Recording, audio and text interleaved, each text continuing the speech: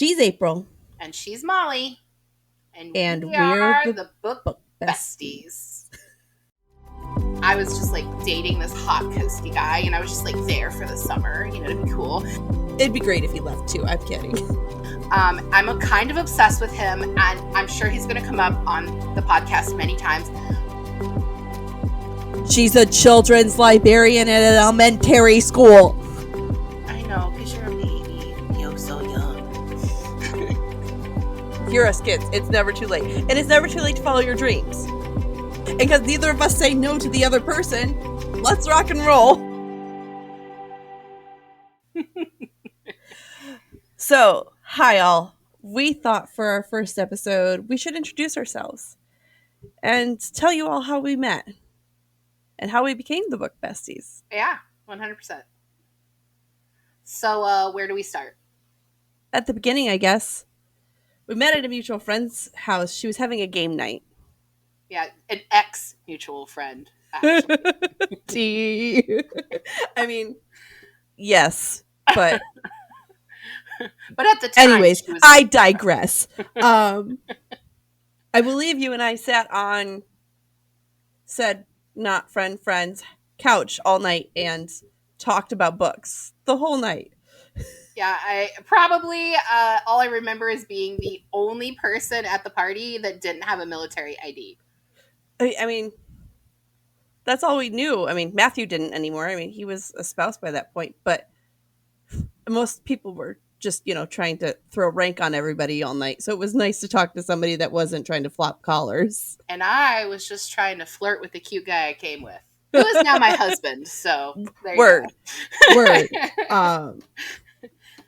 So what year was that? It was in 2009, that summer. It was 2009. Oh, I hadn't even gotten pregnant with Livy yet. Yeah, I know, because like a year later, you were pregnant at my wedding. I was very pregnant at your wedding. Yeah, and then Liv came to Christmas at my house, her first Christmas. Oh, so tiny little ball of nothing. She was so little then. Yeah. So little. So let's see, 2009. Yeah, so I was working on library school. That was my first big summer in library school. I was in only my second semester. I was like head first into a bunch of books because I decided to take like YA lit that summer and children's lit, and I just was reading. That had to have been fun classes. That had to have been it was great. Library school's a lot of fun. Libraries are nerds, so we love to read. See, my free time, well, I didn't have free time back then. I was mom and active duty, so yeah. The only way I got books was audiobooks. I mean, that's how I get audiobooks books now, but I'd listen into work, out of work, while the kids were sleeping. I had headphones in constantly, but that's how I still consume now. It's become a part of my everyday life. Yeah, I actually didn't listen to audiobooks back then. I really only got into audiobooks more recently. You'd think when I had like an hour-long commute when I lived in Tampa that I would have like loved audiobooks, but that really wasn't my thing. But lately, so probably since I moved to Virginia where I live now, which was 4 years ago, I have been on a major audiobook kick. And so I always have 2 books going at one time now. So I have an audiobook and a physical book. Dude, that tweaks me out. So Piper does that. She'll have 2 books going at the same time, both hardcover or a hardcover and audiobook. I'm like, what are you doing? How is there space in your brain for that? I can't read 2 physical books at the same time. Like, it doesn't matter if one of them's like high fantasy, like, for example, Hitchhiker's Guide to the Galaxy, and the other one is like a John Green novel. Like, they couldn't be more opposite. Still in my head, those 2 cannot exist at the same time unless they're in different formats. See, and then I'm like, yeah, I could do that. I can't do that. So years have gone by. Yeah. We've been friends for a long time now. For a long time. So background on me. I'm from upstate New York. I grew up on the New York-Pennsylvania border. I learned from you that there's more to New York than New York City. And I learned from you that Ohio's just not part of the 7 states that are right there. It's the heart of it all. It's shaped like a heart. Oh, also fun fact, April and I both have the same maiden last name. We do. And if you're watching this on YouTube, then you can see how we look, and we kind of even look alike. So We've been told we look like sisters for sure. We have. So I'm pretty sure somewhere along the lines, we have like, genetic relations, right? Yes. But like my maiden name isn't my real maiden name, since like that was the name that my great grandfather, who was Native American, adopted. So like, who knows? Which also, fun fact, my great great grandfather, same thing. So I really think that somewhere, if we ran like DNA or something, we're probably like cousins, even though I have no idea. No idea. Although here's a fun story, and I'm probably going to embarrass my husband by saying this, but once we had a conversation of who was our hottest friends. Okay. So, oh God. So when we all lived in Texas together, so those of you that are listening, the way that Molly and I actually met with this party was when we were all stationed in Texas together. So I was in the Coast Guard, by the way. Yeah, Coast Guard. And I can't really say I was stationed there because I was just like dating this hot coasty guy, and I was just like there for the summer, you know, to be cool. And then I like never left, so I just lived there. So that's okay. I invited Matt for one visit, and he never left, and we're 14 years in. I mean, it's worked out. It's worked out in our favor. It's been fine. It'd be fine. It'd be great if he left too. I'm kidding. Yeah. So I had this conversation with Tom of who is our hottest friends. And he said you. And he's like, she looks the most like you. And I was like, well, okay, that's fair enough. But also, let's also note that Tom and I have very similar personalities. So we get under each other's skin very easily. Oh, yeah. And we'll yell at each other. Oh, yeah. Oh, yeah. But it doesn't hurt either person's feelings because we have very similar personalities. Yeah, it's true. It's true. You guys are like on polar opposite ends of the spectrum when it comes politically, and like my husband can be quite a troll sometimes. So, but I love him. And, he's I honestly am not afraid to actually say exactly what I'm thinking back to the trolls. So. Yeah, it's true. And then there's me, who's like the introvert who like doesn't like conflict, and I'm just like, can't we just all love each other? And yes, we can, but we can also yell at each other at the same time. Good point. So let's see. Okay, you go ahead. So I was just gonna say, so we. Let's talk about how we got to this place where we're doing this podcast. I was going to do a quick timeline. So, I got out after I had Livia in the end of 2000, summer of 11. I got out of the Coast Guard. Which is also when I graduated from grad school. And you guys got married in 10, right? 2010. Mm-hmm. Yep, you guys got married in 10. We stayed here, and then you guys got restationed in 2013, right after we had my oldest James. Like, just 3 months later, we had to move. Yep, and they got transferred up north, I believe, right? Ohio. Yeah, which we were really excited about that because I'm from there.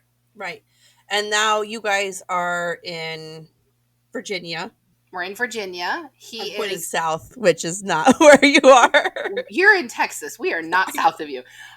No, my husband's retired from the Coast Guard now, and so when he retired, he started staying home with our kids, and I went back to work, which I was very happy to do. Happy to do. Which you guys, you've never been happier, I don't think. No, I mean it's great. Yeah, it's great. Yeah, I didn't love being a stay-at-home mom. No offense to all you stay-at-home moms out there. I have so much respect for it. Most of us don't love it either. My husband is amazing at it. It's just not my gift. It's not my thing. So after I got out, I had a myriad of health issues, which I actually still deal with, which further in this you'll learn can be a problem for me. But I started staying home with the girls, and I slowly worked on my degree, which I finished in the middle of a pandemic. Yay! Out of all the things I did, people could do in the pandemic, and I finished my bachelor's. Yay! Which my bachelor's. No, it's never too late. Hear us, kids. It's never too late, and it's never too late to follow your dreams. Right. My bachelor's is in creative writing and English, right? So I am slowly working on my fiction novels, which I have 8 work in progresses. That's a whole other ball of wax. But you have one that's finished. If anybody is listening that wants to publish Molly, she has a really cool like sci-fi. Okay, but also it has a massive timeline issue, which gave me a massive panic attack when I found it. You can't be perfect. But I do have anyways. So I've been writing since then. We've moved around a bit.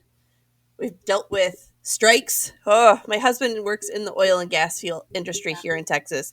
And if you've ever dealt with a union strike, you know how stressful that can be. Yeah, And he was on strike for 109 days. that's crazy. Yeah.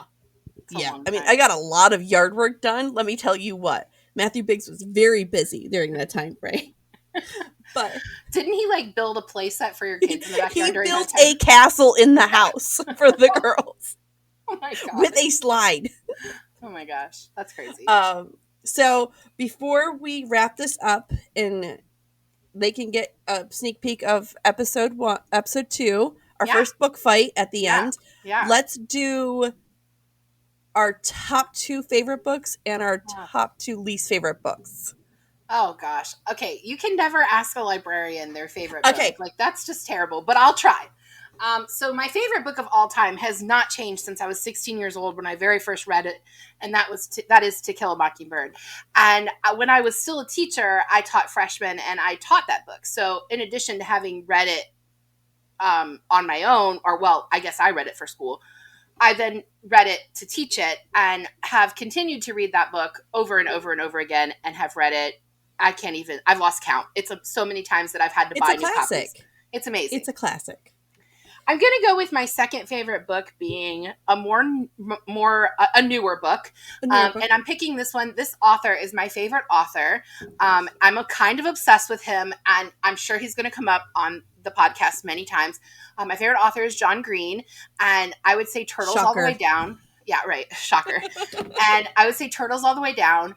I love that book because John Green has OCD, and I have an anxiety disorder, and that book is about a girl who has OCD and like how she deals with this anxiety that she has, and I just related so hard to it, and I felt like it came from a real place of authenticity because he understands OCD from a personal perspective, and so those are my top 2. What are your top 2? And then I'll try to come up with some Okay, so my top 2 is so the first one, I'm just going to say the All Souls trilogy.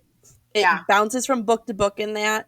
The characters in the All Souls trilogy, I really relate to in different ways. Mm-hmm. And Deborah Harkness's writing, where she takes fiction and fantasy and she takes real life history and throws it into those pages, just it gets me. And I get it. I read it every year.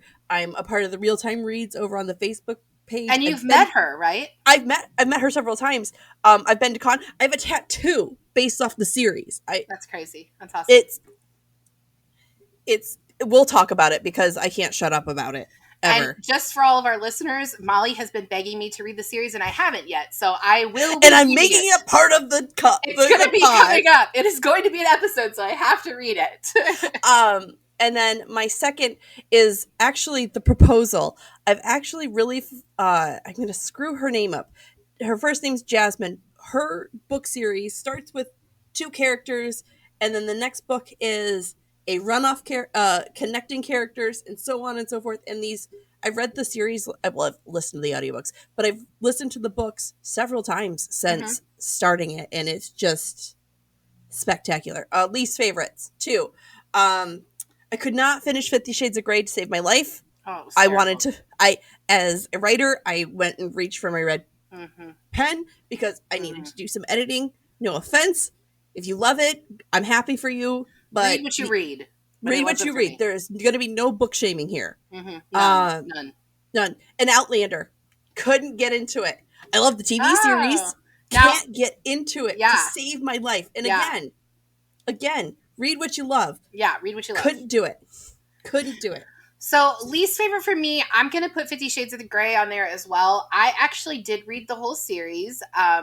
That was really brave of you. I was working for a library at the time, and technically, since it's classified as erotica and not just romance, we don't buy erotica. That's part of our collection policy. So I was in charge of the romance section, and so I had to read them to decide, is there actually merit to us buying these? Gotcha. Eventually, the popularity of them won, and so we just went ahead and bought them, but they were awful. And again, there is no book shaming here. If you love that, please read it, because to me, and as especially as a librarian, especially as a children's librarian, reading is reading is reading is reading. Right. So And April and I will tell you, we don't have perfect taste. Right. Her and I have some books Very people are probably going to hate. Yeah. So the other one I would say is actually one I read this year. Molly and I are in a reading challenge that we also run with a whole bunch of our friends across the country. They're all friends of ours. And I read Devil in the White City. I heard that was really good. And like, it has won awards, and I think it might have been on Oprah's book club or something. Like, it was picked up by all these big book clubs. I hated it. I'm not a true crime novel fan at all. Like, it's just not my thing. And this one didn't focus on the true crime as much as it focused on all the history that went around the World's Fair in Chicago. And I just was like, I wanted it to be over. Like, I heard that they tried writing it like a fiction novel, but with real stuff. And because they were pushing it so hard, a lot of people don't like that. And the author's name, who escapes me right now, the author is a journalist. And so I think it was like a fictional nonfiction. It was just weird. I didn't like it. And then I'm going to throw this out there because we are going to talk about this series a little later in the podcast. And I think people will be shocked to know this, but I don't like Harry Potter. So at this point in time, when you're listening to this episode, if you're listening to this episode when we launch it, I've only read one of the books. I've read the first book, and I've read it 3 times. She's a children's librarian at an elementary school. And I'm a children's librarian. So at this point in time, I've only read the first book 3 times. I've tried it 3 times, and I hated it every time. I'm going to read the whole series this summer. I have to, because I have some amazing students who won a Battle of the Books contest in our town. They beat all the other elementary schools in our city, and I promised them I would read the books. So the audiobooks are good. The narrator's really great on the audiobooks. Their narrator's great. I just didn't like the story. And it's not because I don't like fantasy. I love fantasy. I love it. So but this you're is not their key demographic either. Well, the first time I read it, I wasn't even the key demographic because I was in college. And so, like, people grew up with the Harry Potter series. So we're going to get into this later when we talk about Harry Potter. But I was in college when Harry Potter came out. So, you know, I was a little older. Although, I was not in college for those. I know, because you're a baby. You're so young. I actually, okay, so my sister-in-law, a quick sidetrack. My sister-in-law the other day was complaining that she's 29 this year. Oh. And I go, she's a new sister-in-law, by the way. And I go, I didn't have any other analogy. And I go, I can see 40 from my front yard. I don't want to hear it. I'm going to be 40 this year. That's exciting. I like even numbers. It makes me happy. Well, anyway, we got off on a sidetrack here, which, as always, if you become a fan of this podcast, you will see that Molly and I are the kind of people that can talk forever, and we can talk really fast as well. Right. So we will it won't hurt our feelings if you do knock it down from the 1.0 to the 0.5. You can slow us down. Go ahead. It's okay. It's okay. But speaking of that, please comment, please like us. Subscribe. We're new to this. We are just doing this because Molly had a literal dream that we started a podcast called Book Besties. And when she texted me, I was like, yeah, how do we do that? Let's do it. So, and as always, I'm like, we are. Okay. And because neither of us say no to the other person. No, I mean, let's rock and roll. Yeah, so here we are. We are. Okay, so to wrap up, we're going to say hasta luego, check you later. Yeah. Whatever. And we're going to give you a sneak peek of episode 2. Our first book fight. Yeah. Something Borrowed. Yeah. By Emily Giffen. And here's that little preview for you. Bye. Ethan wanted her to move to London. Yeah. Well, I mean, I don't even think she had to run away from her problems. She needed to be a grown-up and face it. Like, girl, you're 30. Get your crap together. Like, put on your big girl panties. I don't have my crap together and I'm almost 40. Okay, well, whatever. Whatever, Molly.